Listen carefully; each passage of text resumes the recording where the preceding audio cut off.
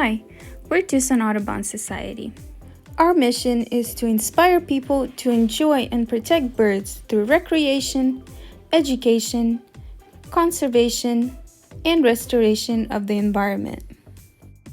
All of these things come together when we work with children. We work with schools in underserved, low-income, and culturally diverse areas. We believe in inspiring respect of nature and all living things at an early age, which is why we strive to work with youth, especially those that may not otherwise have access to these resources. We hope to instill appreciation and respect for nature and birds.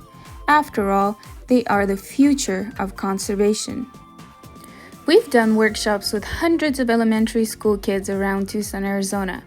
Take, for example, our Nestbox building workshop. Students first learned about nests and cavity nesters in our area and the importance of Nestboxes as a restoration tool. They then got to make their own Nestbox and take it home. For a lot of them, it was their first time using tools like this. While making their Nestbox, they had great insights about our class.